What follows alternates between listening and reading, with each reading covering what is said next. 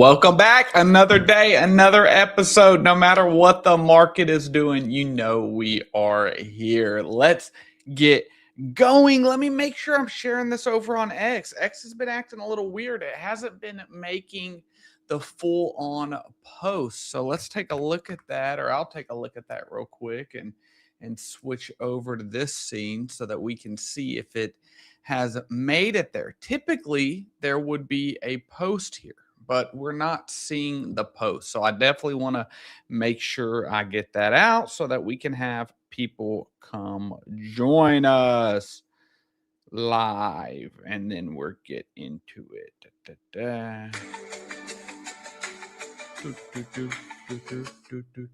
Yeah, I'm not sure why that's happening, but that should be good now. Let's make sure. Come join us live. There we are. You got me dancing a little bit. You got me dancing a little bit. Let's take this. Come over here. Bear with me. Like I said, I don't know why this is doing this, but we're going to get everyone in the Finance Freeman family in here. And when we do that, it's going to be amazing. It's going to be amazing. So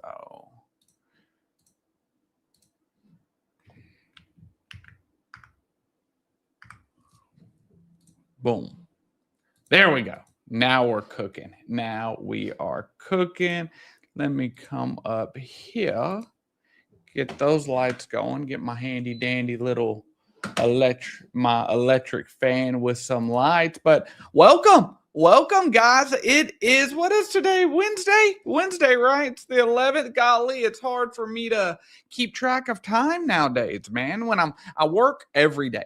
Okay, I work every day, and it's just my business, right? So it's everything associated with content, all kinds of stuff, man. Make sure if you're just now joining, whether you're joining on YouTube or you're joining on X, we're appreciative of you being here 100%. We're growing at a pretty fast rate, something that I can't thank you all enough for, guys. Had a new Batensor Tau video come out this morning, a Kaspa video yesterday. So I appreciate if you would drop a like on this video wherever you're watching, whether it's X or to YouTube, to continue to grow the Finance Freeman family. We had 400 live a couple days ago. And if you are on X, make sure to follow me there. We've actually outgrown YouTube, which is interesting, but it's good to see. I don't care where we reach people at. I just want to be able to bring honesty to the space. I see a lot of these degenerate young guys, kids, call it what you want. Okay. They're younger people kind of being degenerates and stuff like that. But I'm a family man, and I like to make investments, and some of them are risky investments like meme coins, and some of them are strategic like stocks or crypto or Bitcoin, or even some of the top altcoins that I love. And so that's what I am trying to bring to the space. But as always, guys, I do want to say shout out to our stream sponsors. Couldn't do this without them. Blofin is where I have personally been trading there.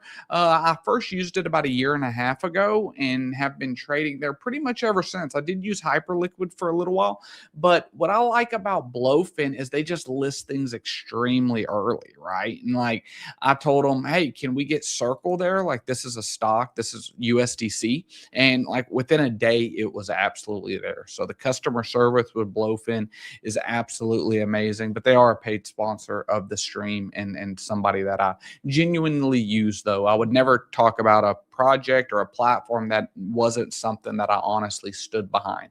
And so if you would like to join that, there will be a link down below on YouTube. It's pinned to my X page over here, guys, if you are looking for a new exchange. But with that being said, as always, none of this is ever financial advice. I am not a financial advisor, and always do your own research. Please don't see, look at that.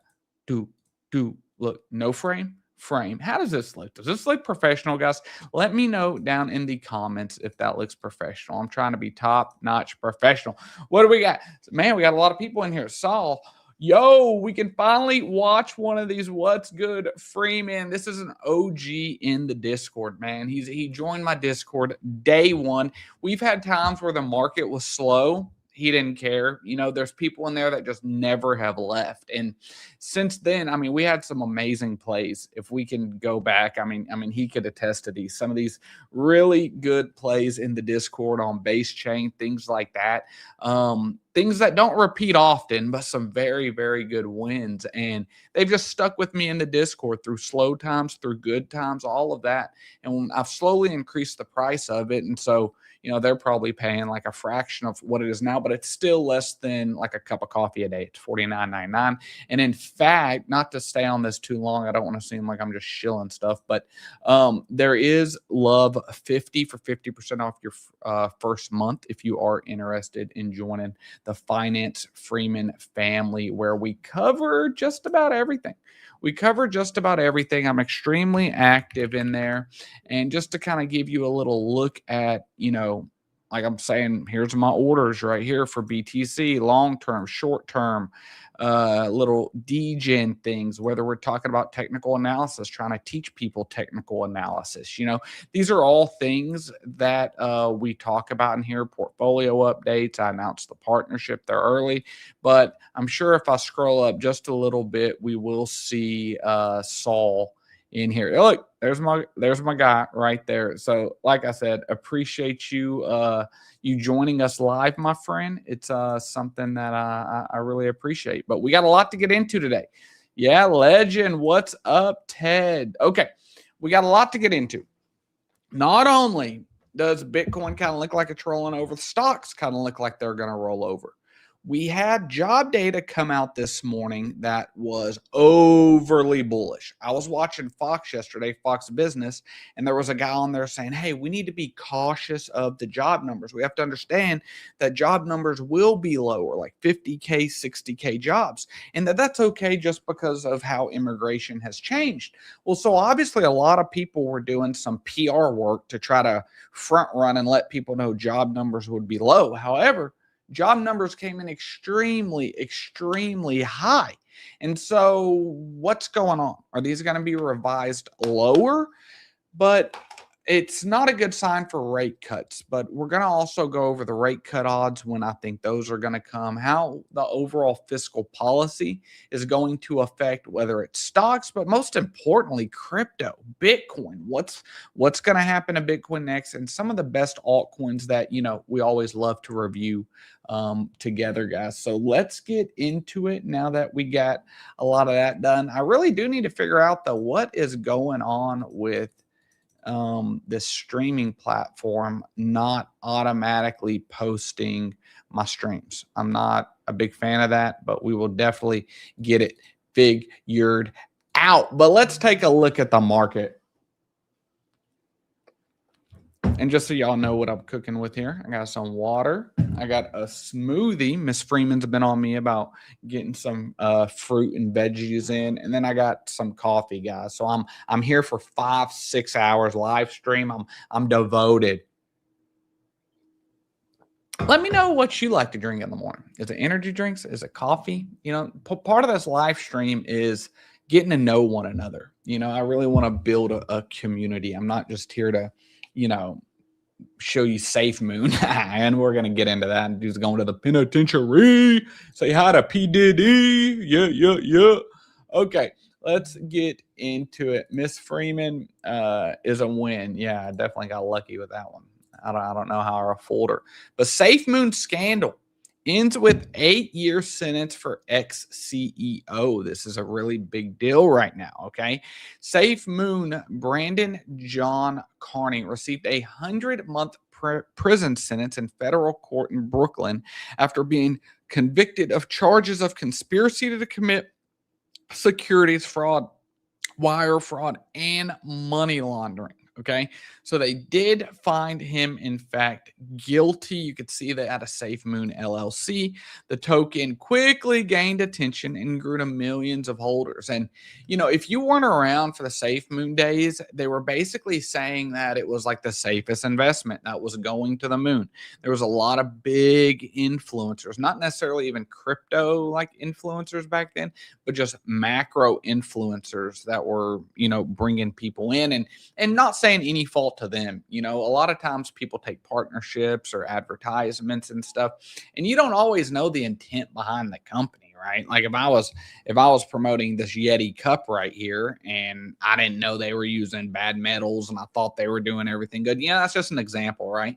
And so I don't necessarily blame them, but where the big fault in this was they told investors that locked liquidity pools prevented developers from executing a rug pull, but that was not the case. That was not the case. So I am happy about this.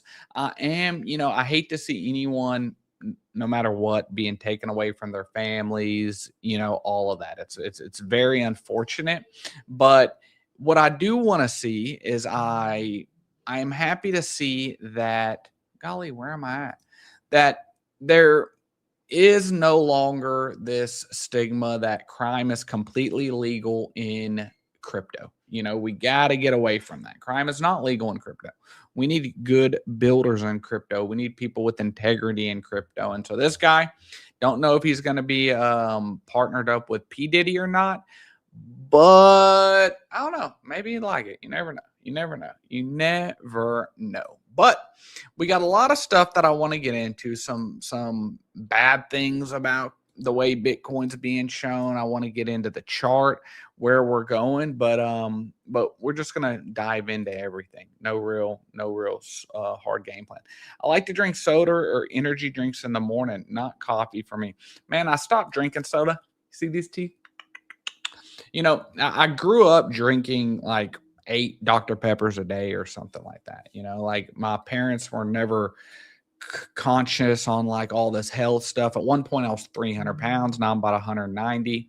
And but my wife, coming from Russia, in the small town she was from, they only got a shipment of Coca-Cola like on New Year's and celebratory times. And so it was like a total culture shift. But we got married whenever I was 8. Like we met when I was 17. I believe we got married when I was 19. And so she's kind of brought that health aspect into things, into my life, which has definitely been important. But I'm sorry guys, I've got the wrong overlay on. Let me come over there. That looks better. Look at that. That's what I'm talking about. Crypto bear market capitulation continues.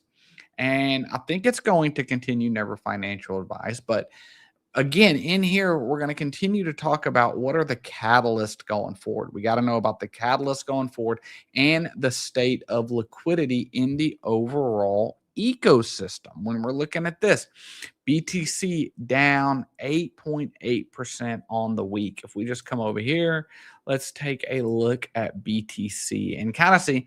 I've been range trading this a little bit, and I just like to have a defined range whenever I trade, you know, and just obviously never financial advice. But let's just give an example here. Like if I know this is a defined range, I could open up an order right here with the stop loss, you know, a couple percent above it, and then ride it to the bottom range, you know, and you could do the same thing here, right?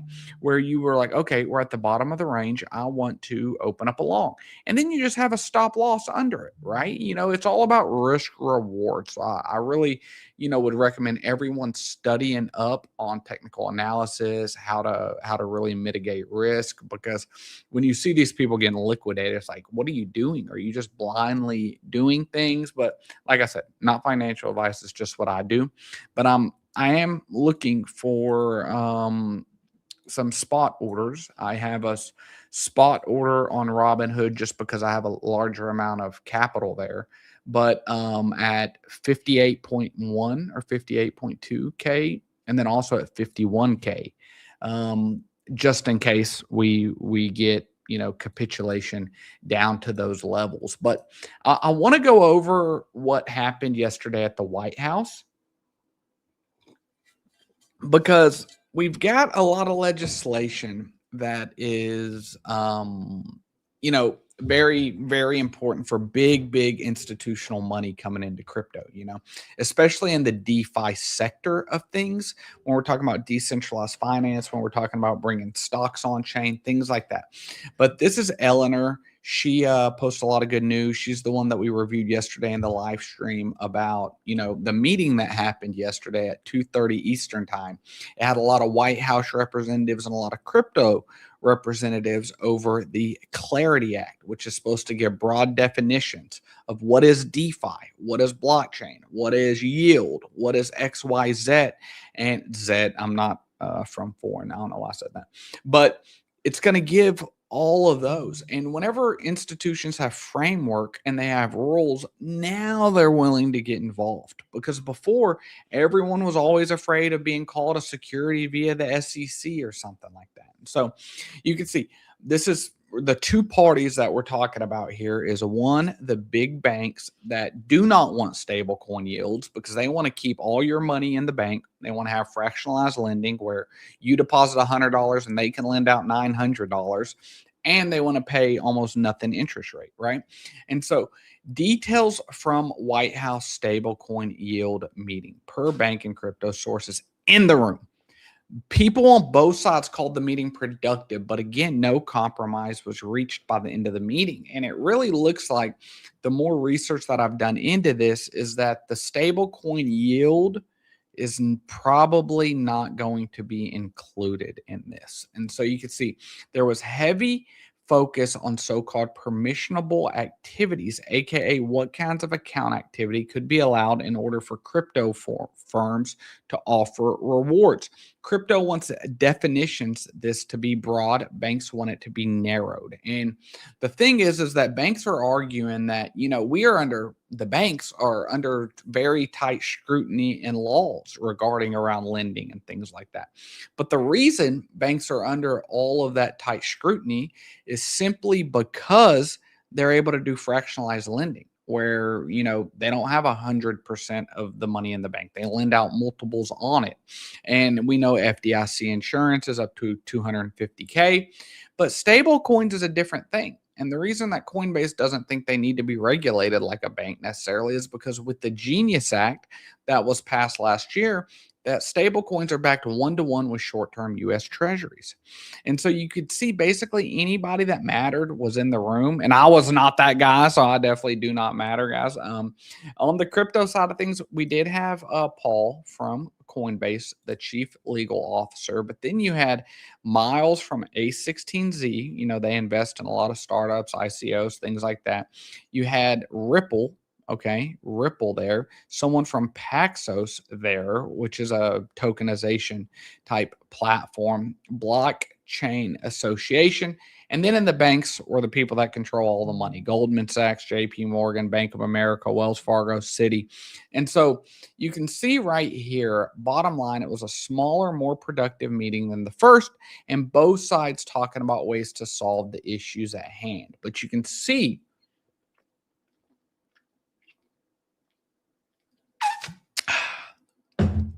in the Genius Act, so this is already passed, okay, the Genius Act. So that's the old one. The new one's the Clarity Act.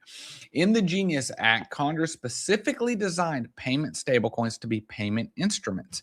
Consistent with this design, market structure legislation should incorporate the following yield and interest prohibitions, okay, not allowed, principles to limit deposit outflows that reduce the availability of credit to communities. Prohibition of stablecoin yield. No person may provide any form of financial or non-financial consideration to a payment coin stable holder in connection with payments. That's a big sticking point with Coinbase. But it seems like, the big banks, and not just the big banks, but the government wants them to forget about that. There's this video that I have down here of Scott Bessent talking right here about basically kind of being hard on Coinbase about why they should drop it and not be kind of selfish per se in order for the stablecoin yield to come through. Quick on this crypto legislation that seems to be hung up in the Senate. Secretary, do you expect that the Clarity Act will in fact come back for a markup? And why are we having a debate about bank margins? Where do you stand on this? Do you think crypto platforms should be able to pay rewards, pay customers for moving stablecoin or money out of traditional bank deposit accounts and keep them on crypto platforms? Where are you on that issue? Again, Maria, I think what we're seeing in the crypto market Again, like we said yesterday, he doesn't answer the question, but listen to what he says next. Over the past few months means more than ever that the U.S., we need market structure, we need clarity, and we need to get this across the line this spring. We got a few recalcitrant actors who said, well, it'd be better to have no legislation than the legislation we don't want. Recalcitrant actors. I never even heard of that word, but it's obviously not good, right? Like what they're basically saying is that Coinbase needs to forget about this yield thing. Let's not worry about it. Let's see what some of the comments say under this. Why do banks have any say is the real question. Coinbase is not a part of the government, and this is an example of lobbying should be stopped. I mean, but yeah, neither is the banks. They're not a part of the government, but they obviously have a very big say so in this. But this is what I wanted to get into, this job report. I want us to look at this. And so we have to understand how all of these come together, okay? Whenever you have the Federal Reserve that controls interest rates, they have two priorities, and they are in this order, the Federal Reserve's priorities. Number one, their number one priority is to maintain a rate of inflation of around 2%, which they consider steady prices. So a 2% inflation means that your dollar is worth 2% less every year. Goods, consumer goods, go up 2% a year, but that this isn't runaway inflation like you've seen in Venezuela, like you've seen in Iran recently, where currency just goes down in value at a alarming pace, okay?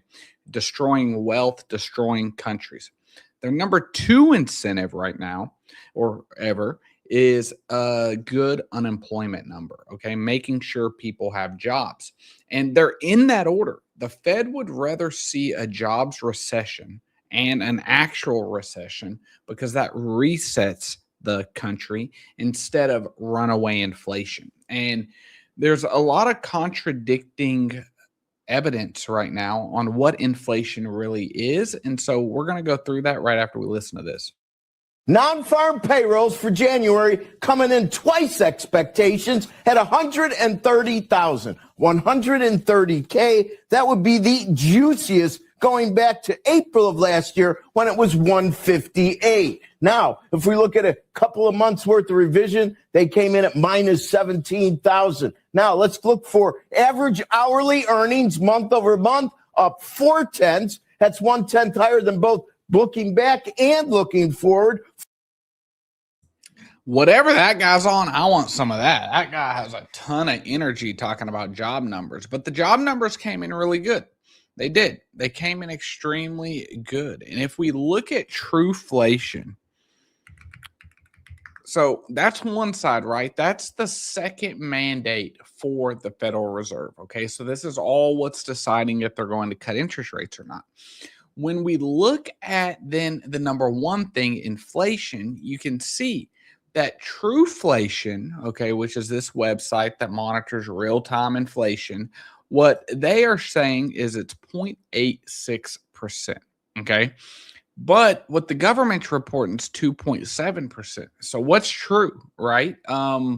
Often we like to think that the government skews data to a positive way, which wouldn't make sense here because positive is lower inflation. But so we're basically at a time where the number one mandate from the Federal Reserve, which is inflation, is 2.7%, like we can see right here. And so that is higher than the target of 2%. So that's a vote to not decrease interest rates. Number two, you have amazing job numbers. So when you're looking at the economy as a whole, there's really no reason for the Federal Reserve to cut interest rates. And I think that shows if we come over here to Fed Watch tool and we come look, you know, the odds are showing that there's not going to be a rate cut. And I don't think there will be. You can see right now there is currently a 92% chance that there is no cut. Yesterday, there was only an 80% chance of no cut. So you could see with this job data, it's doing exactly what I said, that there's even less reason to cut rates. And so I think our next rate cut is going to be in June right here, and that's when the new Federal Reserve chair takes place. And right now, current interest rates are 350 to 375 basis points. And you can see the 50% chance is that we are only a quarter point lower. But it would shock me if it was only a quarter point. I really want to watch these odds right here, because you got to think we're having a new Federal Reserve chair, new people coming in, somebody that's appointed by the president, right? That obviously wants lower rates. And you can see right here, only 11.5% chance of a half point cut by that time, but we will see where it goes. But then there's this news too going on, and this has to do with the woman that was kidnapped, and I pray to God that she makes it back. And I'm not too informed on what's exactly going on with this, but it's just bad news for Bitcoin, right? Because they want Bitcoin as, to get her back or whatever. And so it's just bad news when you see that. When you see BTC in any kind of things, whether it's this type of like crime, whether it's the files, the Epstein files, it's just none of it's good news for BTC. But again, it's all fear, uncertainty, and doubt. And historically, looking back, when we see the fear and greed index very low, historically, it's times that people look back on and say, wow, that was a prime opportunity. But you can also see that we're below fear and greed index on basically forever. We're the lowest that we've been basically forever when it comes to fear and greed. And what I am looking for more so than basically anything else is looking at stocks. Because if stocks roll over, I believe we are going to see crypto roll over even more. And you can kind of see how this is looking. It's kind of like a rolling top. I mean, we're channeling, right? We've got this channel up here. This is the Qs, QQQ on NASDAQ. And so you can see we've got this up here. We've got this low right here. And right now, we're just kind of ranging in the middle of it. But this is something to really take a look at, because if we go look and just zoom out, this is on the weekly, and so let's switch over to the daily, and I'll just show y'all some very, very like low level type technical analysis. But we have what is considered a bearish divergence, which is basically where price is going up, yet RSI is going down. Okay, historically, or technical analysis terms, that's considered a bearish divergence. Bullish divergence is the opposite of that. And so we have to see where this goes. But this is what I'm taking my eye on. I'm looking at this more so than the BTC chart over here on Blofin. Like, I'm really just focused on what's going on with the stocks and things like that. Just because that's where all the liquidity is. And that's where, we're going to follow if we take a look. I wanted to try to find some articles. I seen some really good articles over here under research, or maybe it was news. Let's go to news.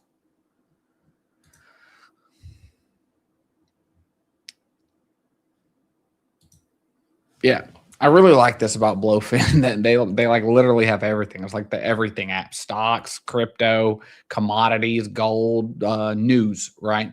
So basically, it's talking here about the White House stablecoin yield ends in impasse as banks demand broader restrictions. So they're keeping us updated every day. I'll continue to update this every day, but the big banks don't want us to have control of our money. Let's see. I honestly welcome this crash. I want ETH at 1K. That's the right attitude, in my personal opinion. Like, if you're somebody that's long cryptocurrency, now if you're just trying to trade, or maybe you came into crypto late, like maybe you came in when BTC was 90K, or BTC had already broken out of the bull flag that it was doing last year, that we can go take a look at. If you came into crypto at this time, if you came into crypto, let's say after this breakout, right? Because this is something we were watching on this channel for a long time. It was basically a bull flag that was looking. And then if we measured this right here, so you take the length of the pole and you take that and you carry that to the breakout point, where did that take us? 123, 124. You see how technical analysis, how good that is? Like, seriously, guys, that's what I try to teach in the Discord. Like, this type of technical analysis is just, it's almost like magic. It's when I learned technical analysis, I was so amazed, because I used to think it was like, like I said the other day on Wolf of Wall Street, fugazi. But the truth is, this is all about human psychology, right? And so if you're somebody that came in maybe back here and you were screaming, hearing people talk about altcoin season, but maybe you missed the AI season that we had, right? Like, there definitely was some type of altcoin season. If we come back, well, this chart doesn't go back enough on Blofin, but let's go over to Coin Market Cap and take a look at that, because certain assets did run. But like I was saying, I don't think we're gonna get to a point to where everything just runs, because there's just too much stuff.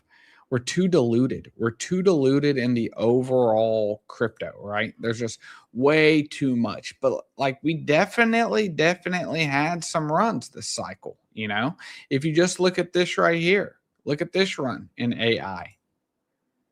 As a 25x, there's countless meme coins that, went from nothing to 5 bill market cap, right? So we definitely had alt run, quality alts in some cases. In other cases, probably more manipulation than anything. But let me check something. I got two phones. So yeah, we definitely had things run, but I've told y'all what I'm looking at, really. Basically, artificial intelligence, good artificial intelligence, not vaporware artificial intelligence, because we have a lot of these projects that, say they're AI, but really there's nothing AI on chain about it. And so that's one thing I'm looking into. And then real world assets. That's why I've recently got on the Algorand bandwagon, because I seen what they were doing with real world assets, and it's something that we can dive into here in a minute. But yeah, it's really a good opportunity, in my personal opinion, for people that are long crypto. But it all depends when you came in. If you came in late and you're down right now overall, well, then you probably feel pretty bad. How low do you think the total market cap could go? 1.8. You said 1.8 and then 1.1. So, okay. So I'm guessing you mean 1.1. So let's go take a look at it. Let's take a look at the overall crypto market cap and see where we are. And we'll look at this in a couple of ways. I'll show you all how we can look at it. So if we were to say 1.1, that basically takes us back to 2023. Before the run up. So let's come over to Trading View and let's look at crypto market cap. Okay, so let's come over here and look at crypto market cap. Let's draw this out. Let's go to the weekly.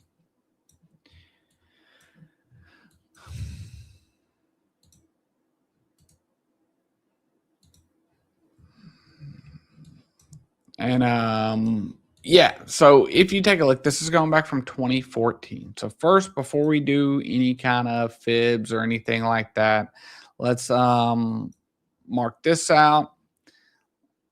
Let's mark this out. So right now we're just identifying support and resistance levels. Okay, that's the first thing I like to do on a chart. And then we can come up here, boom. Okay, and this is a logarithmic chart. which basically takes into account time, essentially, where every movement is kind of relative versus if this was not logarithmic, it would look a lot different. So I can make a video on that, going in depth about that later. But for now, so we've got this, and then we've got this right here, right? And so this was the peak of last bull market. And right now, we could see the low was around 275. So if we want to come over here and draw a fib from swing low to swing high, and let's open this up a little bit, and let's take a look at common fib retracements. We've already retraced to the 618 fib level, and we bounced off of it pretty good. If we do not think that the low is in, this level makes a lot of sense for me right here, because if we take a look, we also have this support right here, that we have set at for a period of from November 23 to January of 24. So we set there for about a month. So that's a little area. And then down here, we have a lot of area. So now I want to come over here, and based off the fibs, because I don't always like to keep the fibs up, we're going to drop one right here, and this line will go all the way across. And we'll change that to, let's say, yellow. And then let's drop, or what we can do, we can just copy paste, and then we will move this up to right here. And so then I can remove the fib to get a little cleaner. And so then what we're looking at here is two different things. We're looking at what are just raw in the red support and resistance levels. And then what we're looking at in the yellow is fib levels, Fibonacci retracement levels. And so I think anywhere in this realm makes sense for us to go for an overall crypto market cap, somewhere in here in this level. And so what that represents from where we are today is anywhere from a 33% drop to a 50% drop. And it's not going to happen all in, one asset, obviously. And what's a little interesting about everything is that this wasn't a traditional altcoin season as we've had in the past, right? What this is, we didn't have a lot of alts to run. If you look at a lot of alts now, it's like, if it doesn't, you're like shaking it, checking to see if they have a pulse. Like, they're down so much. It's not like it peaked out. Most of them peaked out. Like maybe Zcash peaked out with BTC, or, that's something that ran late, but that didn't happen. So like a lot of alts are already down like very bad, so I think we need to look at a couple things when we are comparing this. So let's take this right here and let's open up another tab. And we could probably overlay it on this if we wanted to, but I don't see a real reason to. And then let's put RSI on here. And so one thing I'm interested in, I really like RSI just because I think keeping technical analysis simple is what works the best for 9 out of 10 people, right? You don't necessarily need to know, oh yeah, the 786 fib level and blah, blah, blah. Like all of that's great, but just because you're not, fully knowledgeable on technical analysis and wave counts and everything like that, like there's people a lot better than me at technical analysis, right? But it still doesn't mean that you can't utilize some of the tools in your tool chest, right? It's kind of like, my son plays baseball.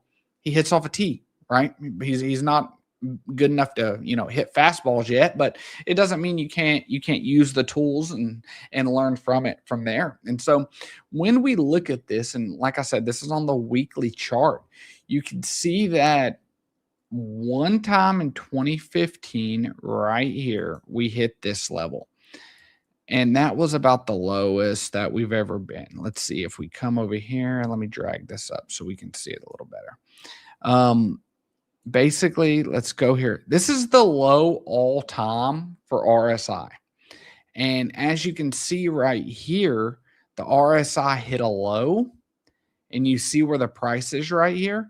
And so the price continued to go down, but RSI was going up. That, my friend, is a bullish divergence. You know how I just showed in the stock market a bearish divergence?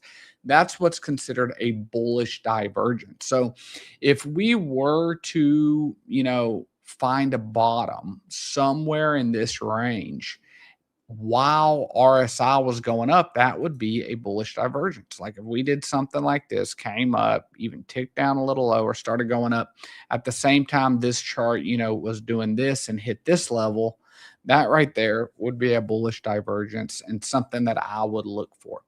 But, it brings a good question that you ask, because where the overall crypto market cap goes is important. And I think it's better to look at these excluding stable coins like this. So this is excluding stable coins, because if we get the Clarity Act to pass and all of a sudden a whole bunch of people convert US dollars into USDC, it could kind of skew these numbers a little bit.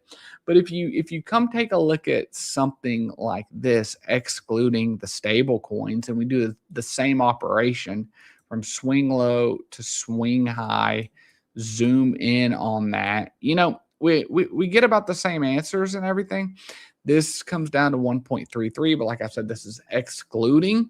So it doesn't make a big difference right now whether we look at the total or total 3. It really doesn't matter too much. It's just something I wanted to say, because in the future, when we do have a lot of stable coins, I think stable coins could become the #1 cryptocurrency, and so at that point in time, it wouldn't make sense to look at the market with stable coins, if that makes sense. But, the interesting part of this question is posing, if we do hit these levels with, overall market cap, and I guess we could come over here and put this little line right here, because there's a support right there.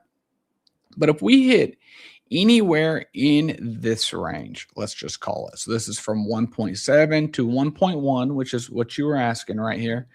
What does that do to other assets? What does that do to BTC? If we're talking about from the low, an additional 16 to 46%, what could that do?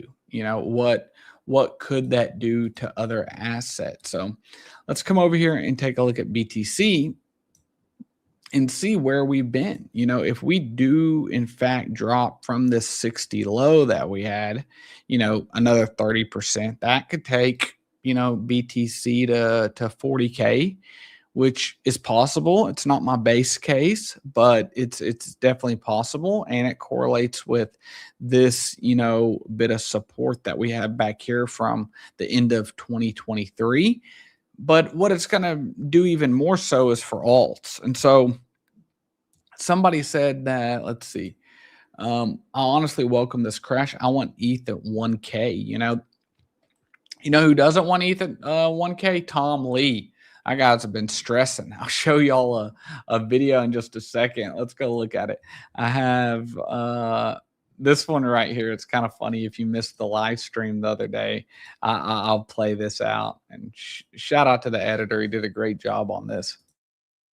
I just want to say, out of all these people, who looked the most stressed out? Okay. Is it Michael Saylor, who keeps top blasting? Or is it Tom Lee, who bought all of his Ethereum at 4K? It's a little, oh man, poor guy. I bet he does not sleep good at night. I mean, guys, it's kind of funny. I want to say, kind of funny. I feel like retail found their exit liquidity. I posted something about that earlier. Let me see where it is. I hope y'all like all the clips that are coming out. I really do. And if y'all see them and you don't mind retweeting them and stuff, I'm trying to dominate the timelines and stuff. But crypto found our exit liquidity. We can get into some of this Bitcoin fundamental stuff that I don't think that's a part of the problem right now. I don't think people truly understand the problems that will come one day for BTC. If you want to know more what I'm talking about, just leave a comment and let me know. But could ETH hit 1,000? It could. It could. It would suck, but it definitely could. Let's take a look at ETH right here.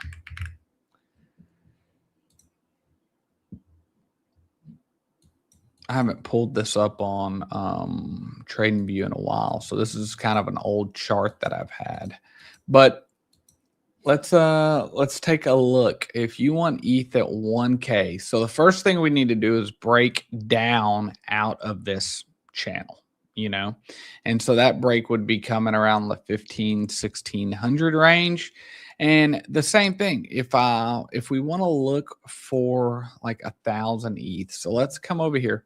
This was 2020. We came up here, then right here, 879 was the low. So if we come over here, we draw a swing up, that would be over a 95% retracement. And I mean, it's definitely possible, especially if we've been in like a long-term accumulation phase, that we do get like a capitulation wick. But I tell you what, I'll be backing up the Brinks truck. I'm gonna be like, I'm loading them up when it comes to that. And I ain't saying that's what you should do. I'm just saying ETH low, ETH at $1,000. When you come over here and we look at DeFi Llama, and you take a look at the total value locked on Ethereum, come on, the total value locked of Ethereum, 54 bill. Okay, this ain't vaporware. I mean, I know I show this a lot, guys, but I think it's important for us to be data driven. Look at the data. What chains are actually doing stuff? This is DeFi in Web3. So basically our entire industry, what we care about, if you're not just hodling Bitcoin forever, if you like DeFi, look at this. There is no denying that Ethereum has dominated. And I got in a conversation with someone about this yesterday when they were talking about how much better Solana is than Ethereum. And from a user perspective, I completely agree. Like, I would much rather, trade, operate on Solana where it's extremely quick, extremely cheap, than Ethereum, than especially mainnet Ethereum. But, Wall Street looks for a few things when they're talking about tokenizing assets. One, where's the money? Where's the liquidity? How can they extract that liquidity? That's what they're looking for. 57.34% of all liquidity in DeFi is on Ethereum. And so basically when you look at some of these other projects like Cardano or something, and you wonder why they're struggling, it's like, well, yeah, it's because you don't have no TVL, and Solana 6.7%, right? So I totally like Solana, but we have to have a knowledge base or an understanding that Wall Street so far, now this could change. There's a lot of chains that I think could compete with Ethereum, but as it sits today, that Ethereum is the chain for Wall Street. Solana is the current chain for retail, but I think they have a lot of competition coming. I really do. I really do. And so yeah, it's that's what I'm looking at. You see people like Tom Lee, stuff like that. If I'm looking at putting a order in on ETH, I wouldn't put it like at a 1K, because I'd be afraid of getting front ran or something, maybe 1,100 or something. But I still don't know if we'll reach those levels. You could kind of argue that you mess up the structure, like the structure of the chart, but it's not too big of a deal, I guess, especially if we get just a huge amount of overall adoption and use case and stuff. So let's go through some of these YouTube comments. What do you think of a time-locked stable coin backed by a proof of work crypto? What are you referring to? Are you referring to like the Quai thing? Or are you referring to, I think, what is it? KDA. I think they have something like that. What are you referring to? What do you think of a time locked stable coin? I mean, yeah, I need a little more context, and we can definitely look into that. But let's go over here, see what's cooking. I really can't believe altcoin season index is at 30, unless it wrapped all the way around. It went negative and then it wrapped back around. But it's kind of interesting to see that. Something else that's interesting to see is how the market cycle indicators, none of them showed that we're at a top. So it's a very, very important lesson to everybody that not all data is good data. You have to know where the data is coming from and the people behind the data, what are their intentions behind the data? Because I think the most we ever had was like one of these cycle top indicators out of 30. Right. I mean, we're definitely not at cycle top now, right? But this is interesting right here. If we take a look at this, this is the Bitcoin rainbow price chart. And what it basically is the power law, mathematical equation for the power law. Kaspa also has a power law. It's well below it right now. But if you take a look at this all time, and this is going back to 2010, it has abided by this power law. And so that's what we've got to look for. Is it going to continue to do that? And we've been a long time since euphoric phase. Going back to 2017 is really the last time that we were so-called overvalued on BTC. If you kind of look this yellow, if you just kind of think of that as like fair value, look, we've really been running at the complete bottom of that. But if you look at where we are today on this, here in February, you can see that the current, or that's saying 78. So let's go a little bit. I don't know how often they update this either, but let's see.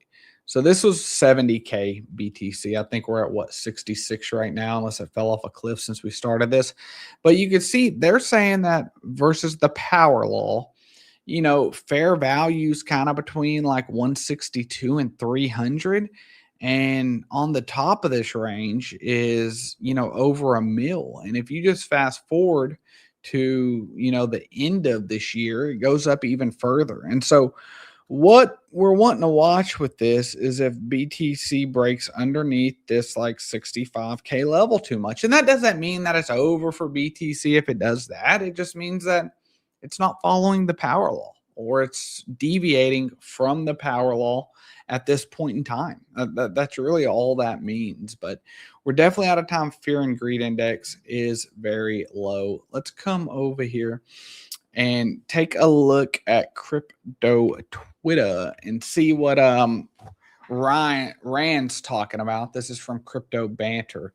A bounce here wouldn't surprise into Cryptoverse. Historically, BTC often finds strength after 50% drawdowns, but midterm years are known for deceptive counter rallies. The bigger question is not whether we bounce, it's how low we go after. So basically forming a lower high. And so this right here, the price of Bitcoin color-coded by social interest, shows that BTC topped on apathy rather than euphoria. That means basically that it topped on, just like raw price dynamics versus everyone being interested in BTC. Because it seems like the only person extremely interested that's new into BTC is Grant Cardone. But I do want to get into that a little bit. I want to get into Grant Cardone, what he's been saying. I want to break down this post that I made.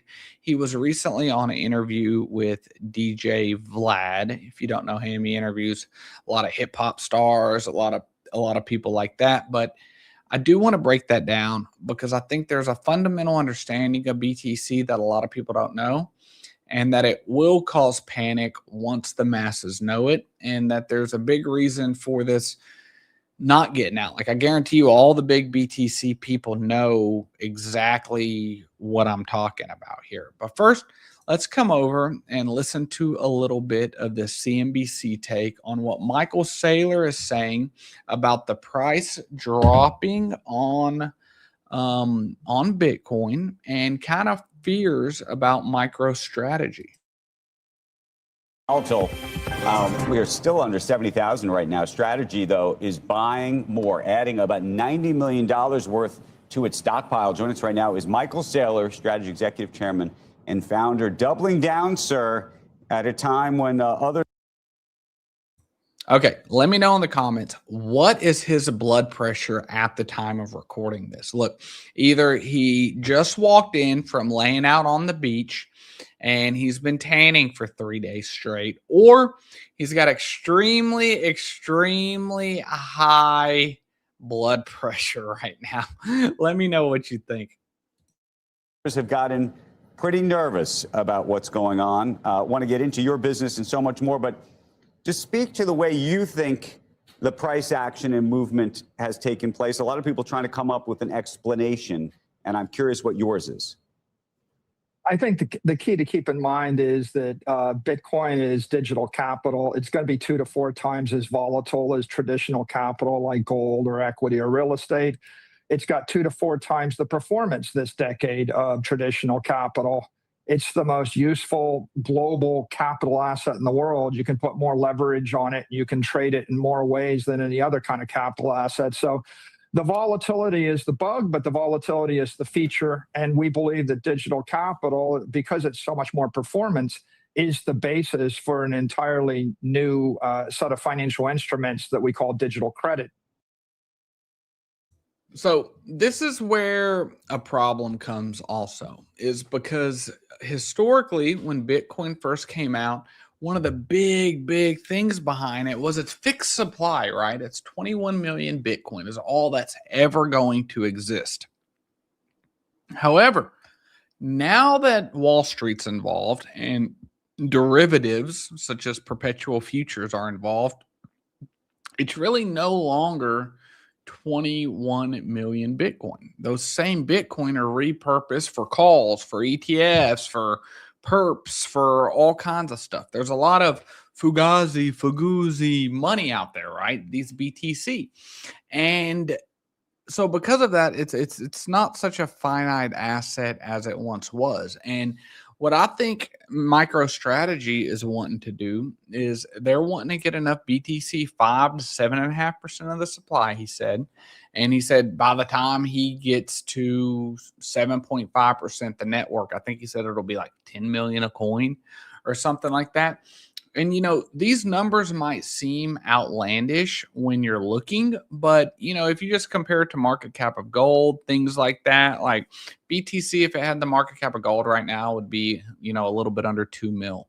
So it's not like it's out of the world, but one thing that I do want to talk about is that we definitely need to have fees on mainnet ETH. Let me try to find that post. And so what I made this post about, and this is not to create FUD. I'm a Bitcoin holder. I'm somebody that does like Bitcoin, and I believe in Bitcoin. I think that there's better proof of works from a tech perspective out there.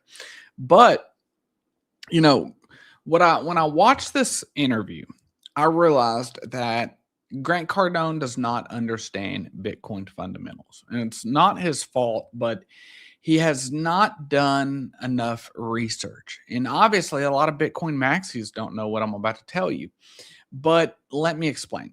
Bitcoin security today costs roughly $200K per block. Okay, so if you think about this, whenever you hear that, you know, the cost to mine a Bitcoin currently is like 60, 70K, right? Okay, we can agree on that.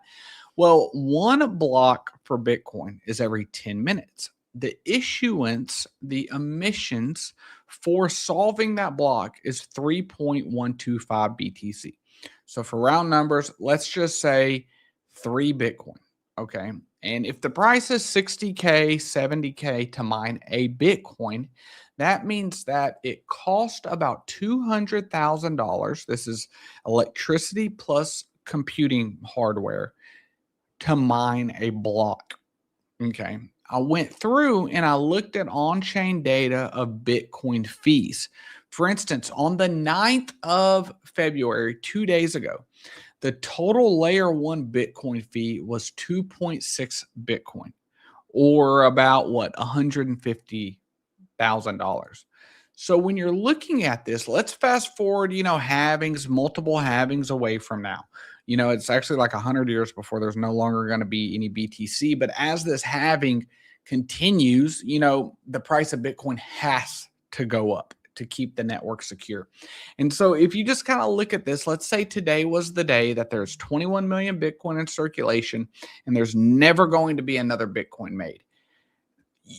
Bitcoin layer 1 would have to generate at least 200K in fees per block. And that's the break even for miners. And at today's day and age, there's only 200K in fees being generated per day. So that's only enough revenue for one block to be mined. So that's only one 10-minute period out of an entire day. I'm hoping this is making sense. And, this is not a problem just for Bitcoin. This is a problem that Kaspa's having to solve. The only difference is Kaspa has a plan to solve it, right? Is it going to be successful? I sure hope so. I'm betting on it to be. But they're going to have VProgs and they're going to have, layer 1 settlement. You see all these videos of people taking their iPhone. Maybe they have two like me. Maybe they have one. I don't know. One's business, one's personal, I guess. But, and they go click, they're in a farmer's market and they push a couple buttons. And next thing you know, they buy Bitcoin, right? And it goes through like this. And then you start asking yourself, well, how did that transaction go through so quick if only one block's done every 10 minutes? And the blocks is the, consolidation of the network, basically. All the transactions are basically approved, validated once every 10 minutes. And what it is, it's like Lightning Network. It's a layer 2 scaling solution. And I'm not against layer 2s inherently. You would like to be able to do them all from the normal layer 1. But the problem is that enough fees are not generated from that L2 passed to the L1. So in this case, Lightning Network, there's not enough fees generated being passed to the Bitcoin layer 1. So just at today's prices, if I pull up my calculator, and you probably won't be able to see this, but if we just do like some simple math, right? Okay, there's 6 blocks per hour with BTC, right? 10 minutes per block, 60 minutes in an hour. So that's 6 blocks per hour times 24 hours. So that's 144 blocks a day. Currently, the fees are only enough for one of those blocks if there was no BTC emissions, okay? And so if we know that each block currently costs about $200,000 to service, whether that's electricity, hardware cost, that means that the Bitcoin layer 1 network needs to have about $28.8 million a day in fees for the layer 1. So the Bitcoin network has a long ways to go with making this something that can last long term, and I don't think a lot of people understand this. I don't think a lot of people there's 2 groups of people out there, or 3, I guess. One is my group that fundamentally understands this and is talking about it. I think that is a very small amount of people. Then you have another group of people that they're into BTC now, like Grant Cardone, all this stuff, but they just don't even understand that part of it, right? They just think that, hey, there's 21 million of them, there will never be more. They think of it from a supply and demand standpoint. That's it. I've seen Michael Saylor and Strategy be successful. This is what we're going to do. And then there's the other group. There's the, Adam Backs of the world, the people that were close and around Satoshi, that they understand this. They do understand this. But they don't talk about it, and there's reasons they don't talk about it, because it would definitely hurt credibility. It would definitely hurt investors, that are looking at especially institutional money, and that's one reason why I believe that we've seen Ethereum switch to proof of stake, is because Vitalik's not an idiot. Vitalik sees the writing on the wall. Vitalik understands that, it's expensive for proof of work. And even though proof of work is more secure, in my opinion, in most cases. In most cases, there's some that are doing a really, really good job at it. But that's a problem. We've got to figure out a way to generate a ton of fees for Bitcoin. And, you know, Jack Dorsey has said it before that if Bitcoin is not used for payments, like basically as a currency, then it won't succeed. You know, he said that. Billionaire Jack Dorsey's Cash App just removed all fees on large Bitcoin purchases. Not really sure. I guess he's just trying to, you know, get people to, you know, buy Bitcoin. You know, I guess that makes sense. You know, get rid of the fees. Don't want to make money on that part of it from a business perspective. But it's just a problem that Bitcoin's going to have to face. Now, is that scaring me off right now from investing in BTC? No. You know, I'm just basically waiting on a very good price. I mean, I'm just waiting on technical analysis levels and things like that, because we just went through a halving with Bitcoin, right? What, year and a half ago? So we've still got a few years before that emission gets cut in half again. At that point, I think it'll be 1.675 BTC, 1 5/8 BTC. Right now, it's 3 1/8 BTC. And so we have a while before this comes to fruition, or before people really understand it. But you know, if that halving comes and BTC is, you know, sub 100K, then means what's going to happen? Like, I mean, something's gonna come about, you know. And just because BTC goes down doesn't mean that, like, let's just say hypothetically that Bitcoin did go down, like Dunsky, like that. What I just shared was, you know, public knowledge, or like that everybody understood it and people were worried about it and people said that there was no solution for it, right? I don't think that's the end of crypto. Like, I think Bitcoin is the equivalent of like Motorola or BlackBerry. BlackBerry is a good example of it. You know, BlackBerry came out, they had this phone, it could fit in your hand, it had a cool little ball on it, you could text, you could do all this. But BlackBerry's not around now, right? But what is around? iPhone, Samsung, Android, iOS. That's what's around right now. And so, you know, I definitely think blockchain, and I've said this a lot, like I'm more bullish on blockchain technology than individual cryptocurrencies, because there's no doubt about it. Like, the world's going to be tokenized. Like, the world's coming on chain. But what are the cryptos that, you know, I want to look for to try to get a good, you know, return? What are real, what actually has substance on it? Can you bring up a fib on Big Trade? Yeah, I will before the end of the show. I want to stay on the technicals right now, but we can get into that, or on the utility, I should say, but we can get into the memes a little later.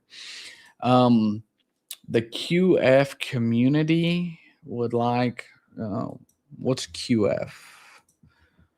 If it's a meme, same thing. We'll look at it later. Is this it? Let me know if this is it.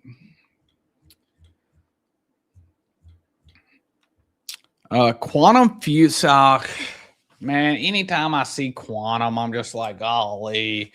Like, it's almost like slapping AI on something, you know? It's kind of like, I don't know. It's like a buzzword, right? Like, if you look in stocks right now, people are like, quantum, you know, and the company's worth $3 billion and they don't even have a headquarters. But let's take that aside.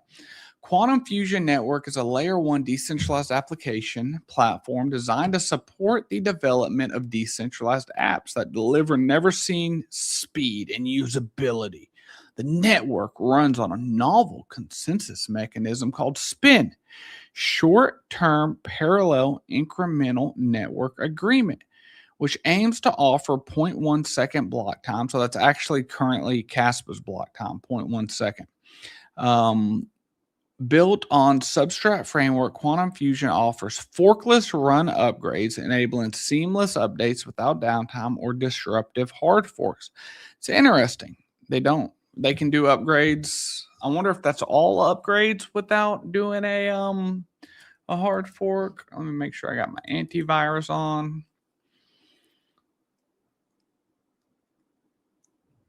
QF network.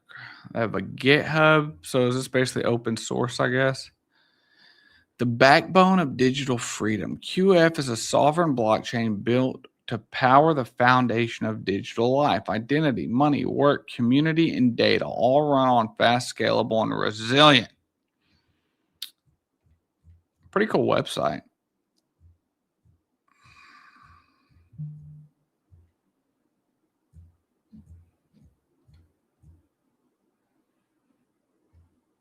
Okay, I see off-chain compute here. So flexible instances, EVM compatible, smart contract migration, verifiable off-chain workers. Okay, so they do all that. So is this some kind of like ZK where they do like ZK proofs or something?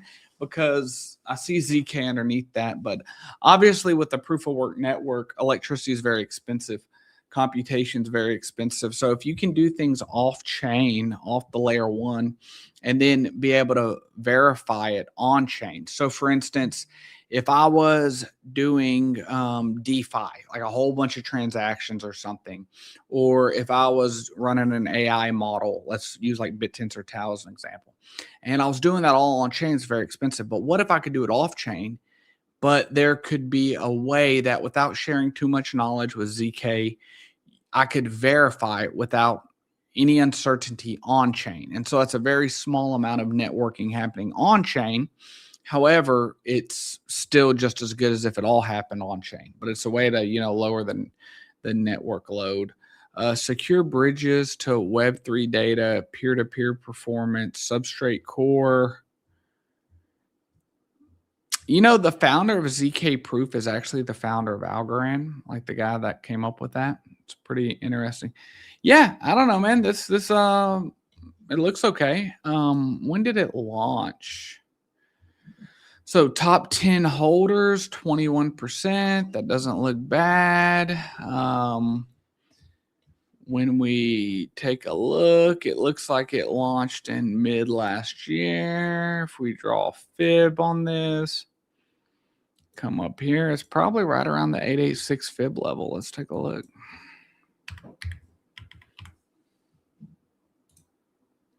Yeah, it like tagged it perfectly.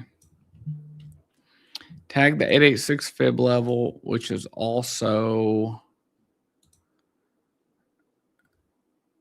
this line of support right there. This is interesting. Yeah, if you know anyone from the team, have them reach out to me. I'd like to talk more and see about it. But I'm interested. It says it's is this just like the EVM address? Because it says it's a layer one, but obviously it showcases OXs like it's ETH. So yeah, I'm just curious about that. But yeah, man, that's my opinion. I mean, I need to look into it more of a deep dive, obviously, before I like give it a stamp of approval or anything. But I mean, yeah, I mean, it looks okay. Super, super low volume. So basically it's a startup, right? Nobody's really using it, but doesn't mean there's not potential. Okay, the DigiDollar, we looked at this a little bit ago. It's like an over collateralized stable coin, but it has potential.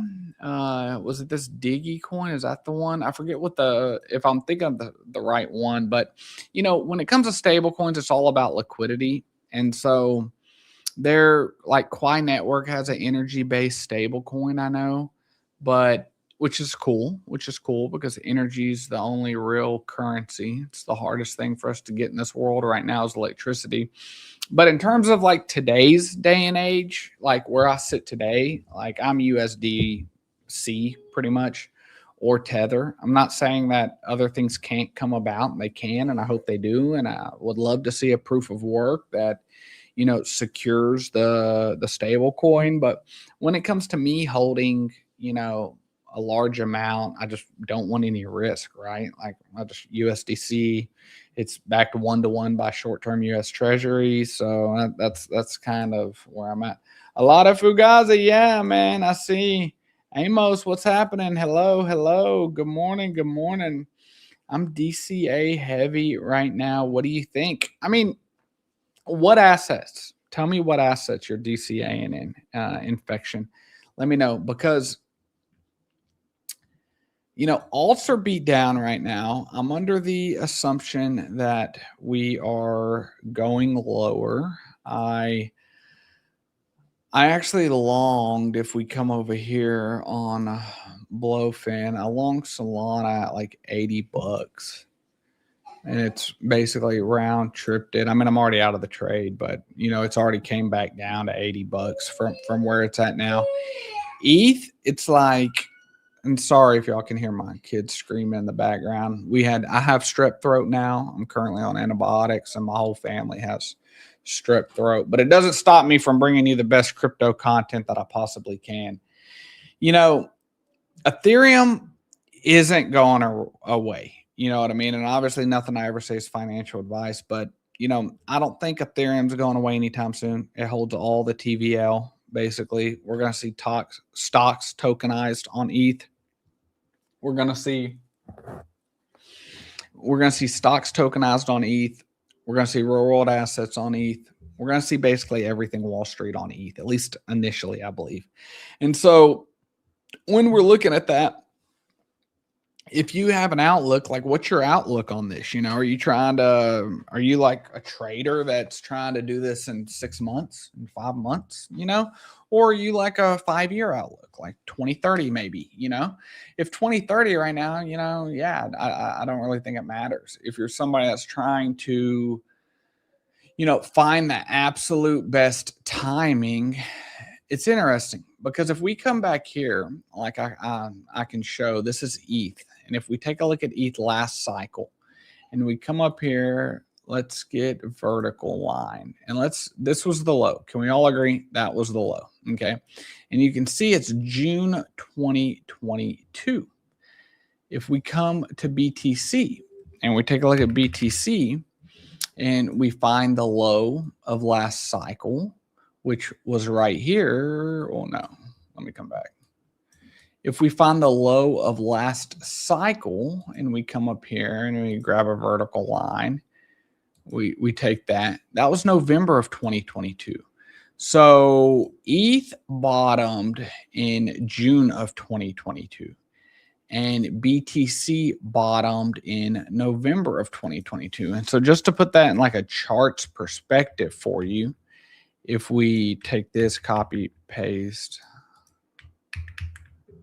it's not want to do it. But if we come over here and we find June of 2022, so this line right here that we're going to put in orange, this is when ETH bottomed, right? And this is where BTC bottomed. So we can't always just look at BTC, because obviously there is some type of decoupling. And that's what I'm expecting now, honestly, is because when we take a look at ETH, it obviously underperformed this cycle from a lot of people's perspectives. But not only did it underperform, alts as a whole kind of underperformed, right? Like, unless you're in certain, you rode the AI sector perfectly, then you pivoted to memes, and then real world assets had a little run. But unless you did all that pivoting, most things are down really bad. Like, just look at Chainlink, for instance. Like this is an oracle, right? This is like one of the most important oracle in cryptocurrency. And you take a look at it, and it's like very close to like, levels that you would be like, okay, yeah, we need to put this thing in the obituary, right? And like, that's not going to happen, in my opinion. When we take a look at, let's go look at other assets. Like, let's look at Cardano. Cardano could be one that shocks a lot of people because they just had Midnight come out, and it's supposed to help Cardano a lot. But same thing, if we come down here and we look at this level right there, I mean, we're there. We're there. So could we see a scenario now in February that we bottom for altcoins anywhere between, now and June, over the summer maybe? Could we see that? That's kind of what I'm expecting. I'm kind of expecting that we bottom on alts, around May to June, and that we bottom on BTC in September or October. Or they could both bottom in June. It really just depends on sentiment and what we have. So let's come over here and like look at Tau, for instance. Tal's at some pretty, critical levels. It has a shorter lifespan than some of the other assets that we looked at. But right there is 1.22 bill, which would be like, what is that, about a 15, 20% drawdown? I know a lot of people are thinking Tal's going to like $80, something like that. But, I think 100 will be a good psychological level of support, like let's find that right here. And so, yeah, like I said, no, I'm doing this for years. Yeah, I mean, if it's the long-term outlook, never financial advice, like it doesn't matter, because ETH's already down major, if we just take a look right here, ETH's down, what, 70% in like the last, since October, and this trend line, if this stays intact, that could end up being the low, somewhere in here, like 1,500, and we already got pretty close to that, right? I mean, what did we hit? We hit 1,700. So like, let's say BTC rolls over now, and let's go to my other BTC chart and I'll show y'all my long-term kind of outlook that I've showed before. But if we come over here and take a look at this, you can see this trend line's been intact since $1,600. Okay, this BTC trend line has been intact since $1,600. If we come up here to indicators and we type in simple moving average, and let's look at the 200 day or 200 week. And since we're on the daily, we need to times that by 7. So let's put 1,400 right here. You can see where that's kind of lining up at, let's come.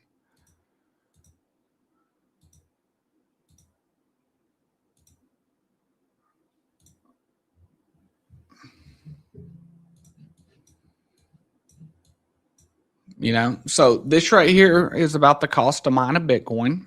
This, will sweep the last cycle lows, almost the complexity of that entire bull channel that we had earlier in the cycle, and it sweeps these lows from back here pretty good. We get a lot of the liquidity that's trapped up in here. And if we bounce off this for BTC, that's why I have an order at 58.2. I think I moved it. It was 58.1, but I think I moved it to 58.2.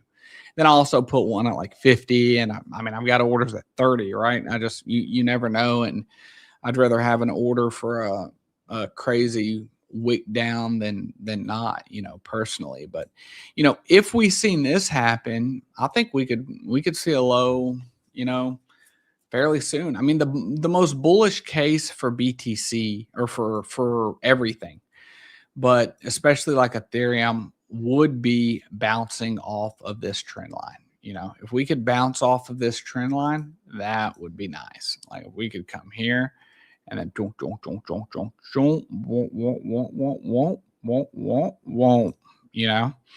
and there's a lot of crazy predictions for ETH, and they could definitely be warranted. Like if we just look at this right here to where this low is right here, and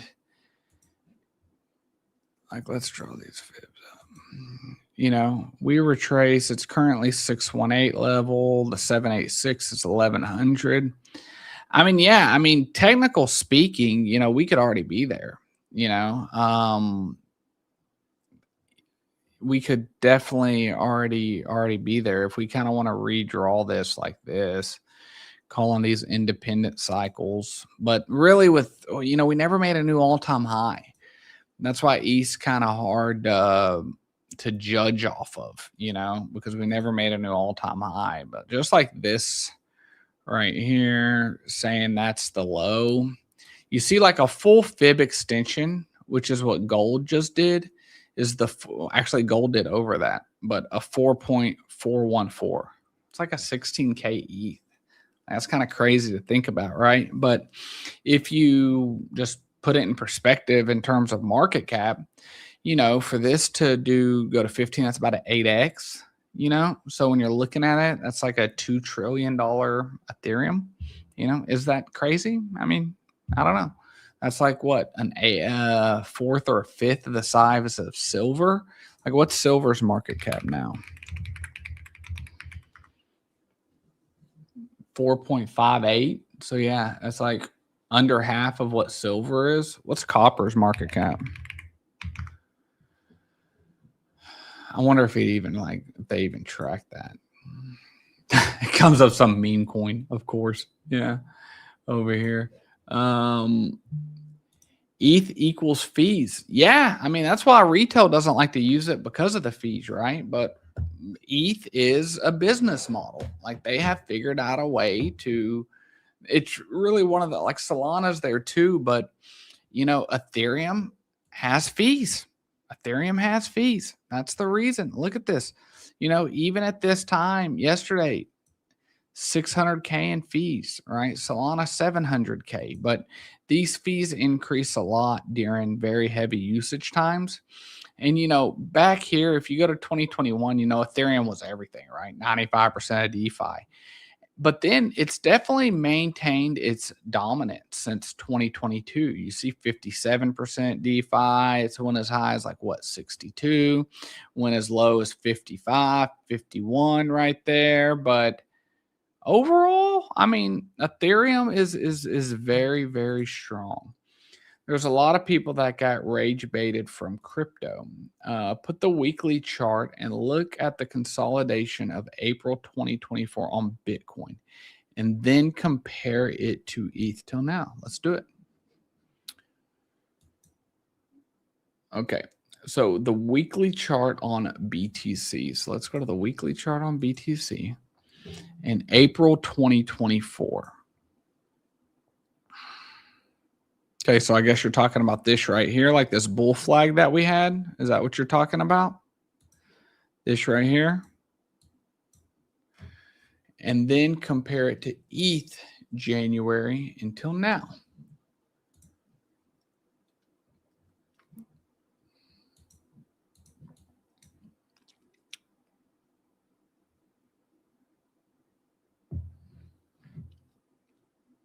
$2024. Yeah.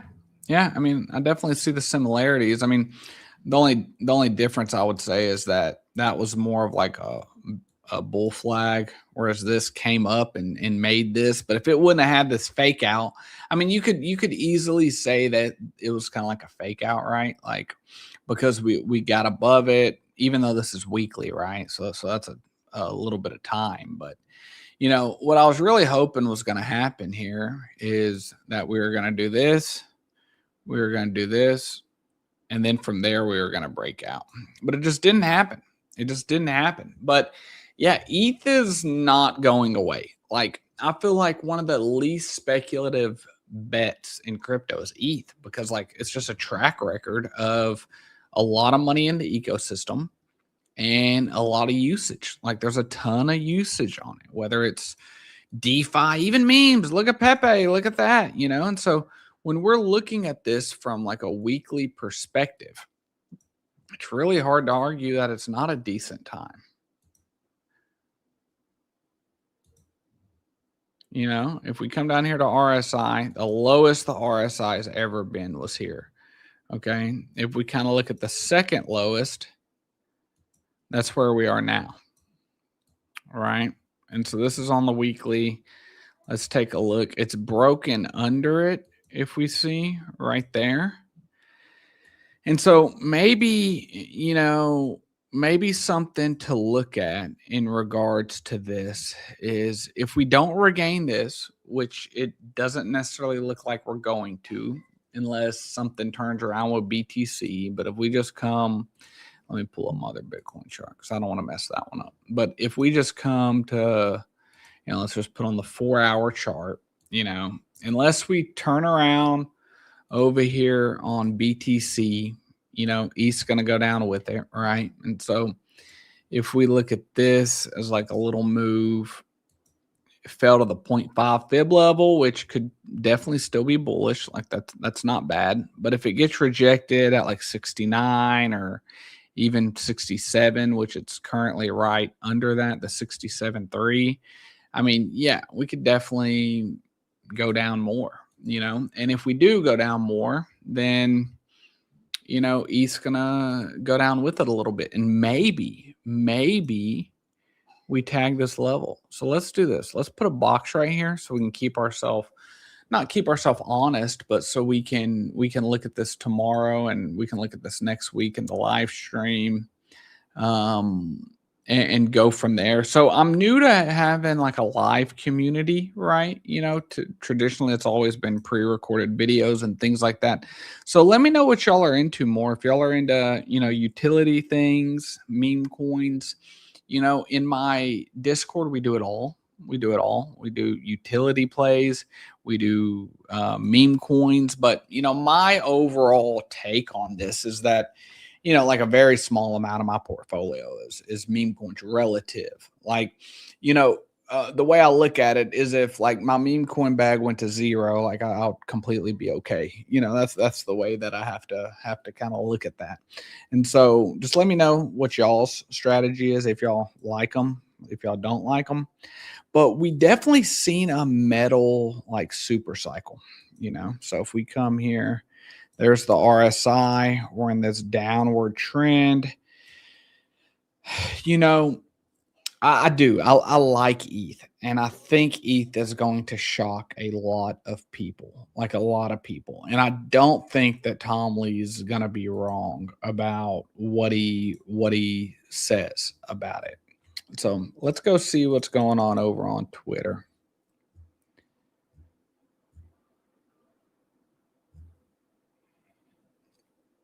Bernie Sanders. Trump said we have the greatest economy ever in history. Really? What world is he living in? 60% live paycheck to paycheck. 85 mil are uninsured or underinsured. 800K are homeless. AI could replace 100 mil. Is that 100K jobs? See, you can't use M if you don't understand how to do it. M is actually 1,000. MM is actually million. So if you don't know what you're doing, see?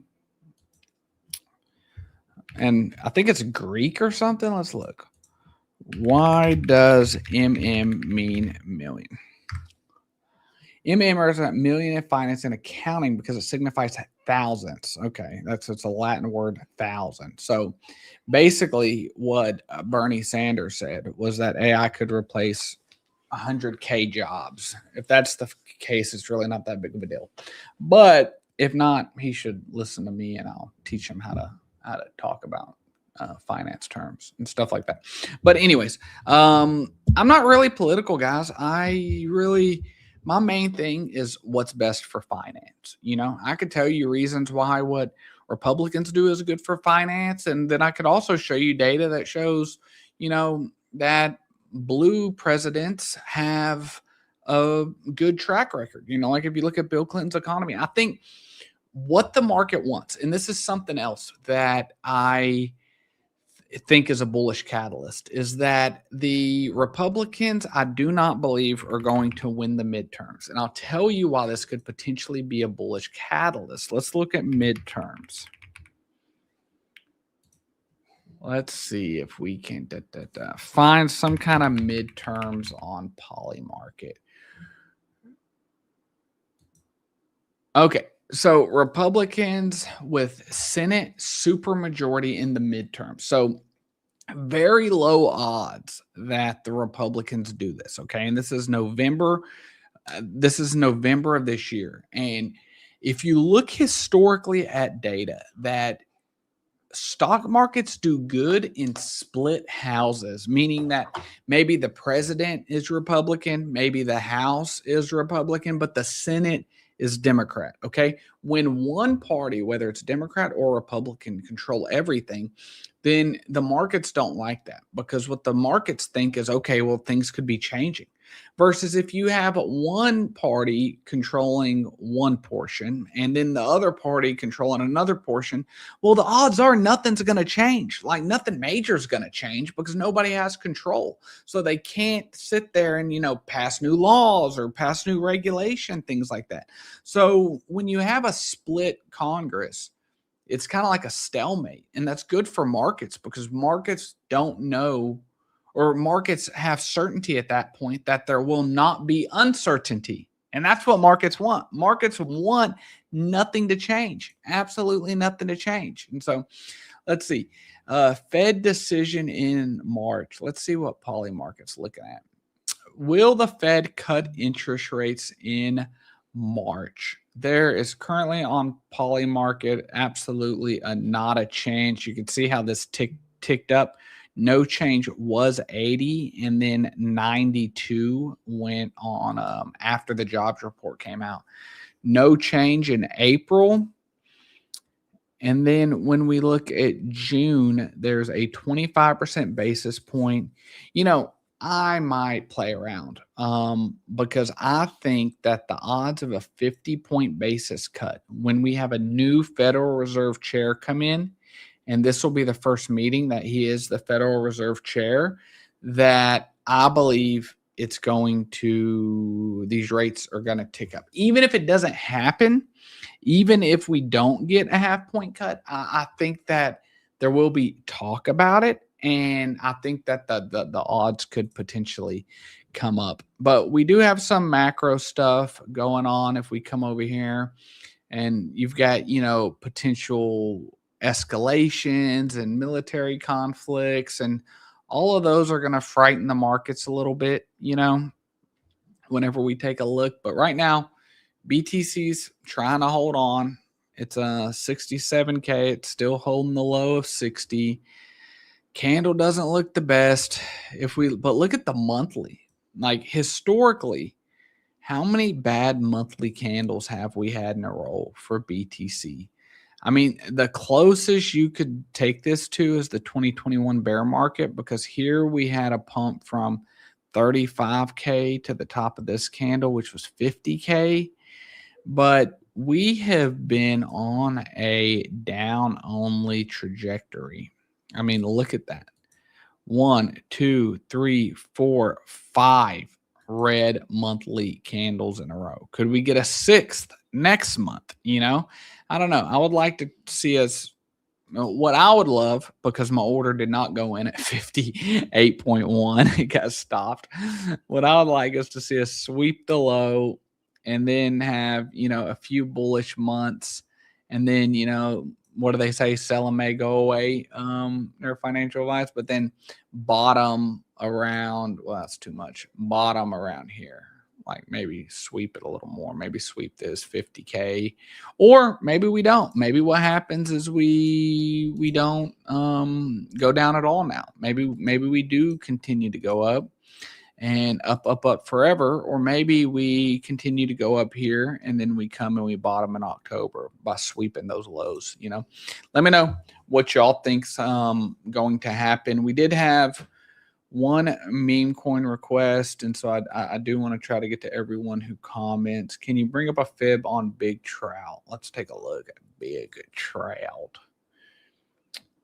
And remember, guys, any meme, especially now, like it's very, there's not a ton of liquidity. There is, but I mean, there's still, like, we trade it in the Discord all the time. So it's just, you just got to understand what you're doing and the risk associated with it. So looking at this, if we draw a fib from here to here, yeah, it bounced off the 886 level perfectly. What I would look for is rejections at any of these fib levels. So you could possibly say you got rejected there. You could possibly say rejected here. The biggest one that tends to come in is the 382. And then here, and then obviously the previous all-time high. So if I was looking at Big Trout, that's what I would be looking at, buddy. But I wanted to make sure to get back to you, but I didn't want to come off of the utility stuff and the things that I'm looking for. And so tomorrow we're going to get into some more deep dives on some of the altcoins, what's going on. We were supposed to have Algorand up today to showcase some stuff, but they weren't able to make it. And so, or actually not Algorand itself, but people that are building Alpha Arcade and Lofty. So let's take a look at Alpha Arcade. So this is actually the top 3 prediction market, which is pretty cool because it's behind Kalshi and it's behind Polymarket. But for them to already have the mind share of being the number 3 prediction markets, a pretty cool thing. You know, I made a prediction on here. I posted it over on X. It was regarding the Super Bowl, just having a little bit of fun with it and stuff. I actually bet on a safety, but yeah, so we can do a deep dive into that. And yeah, guys, I think that's where we're going to wrap it up today. Right here, Robert Mao, he is the founder of ArcBlock ABT. He's going to be coming up. We're still trying to fine tune the details, but I think he'll be coming up next Tuesday for a show. So this is definitely a very good artificial intelligence project that I like. And I just want to, they're releasing a revised roadmap or white paper about what they're doing with AI, because, you know, AI moves so quickly, right? But I definitely think the last thing that I'll get into today is that I definitely think a good narrative is artificial intelligence and decentralized artificial intelligence. And the reason I say that is because we are seeing more and more and more posts like this. Look at this, 11.5 million views this person got, and they only have like 20K followers. But today is my last day at Anthropic, okay? I resigned, okay? Not I'm leaving to do, you know, different ventures, stuff like this. Here's the letter I shared to my colleagues. And you can see, let me try to find it. Nevertheless, so this person was in charge of like biosafety, like making sure AI is not using like, you know, for the wrong reasons and stuff. Nevertheless, it is clear to me that the time has come to move on. I continuously find myself reckoning with our situation. The world is in peril, and not just from AI or bioweapons, but from a whole series of interconnected crises unfolding in this very moment. What is he talking about? We appear to be approaching a threshold where our wisdom must grow in equal measures to our capacity to affect the world, lest we face the consequences. Moreover, throughout my time here, I've repeatedly seen how hard it is to truly let our values govern our actions.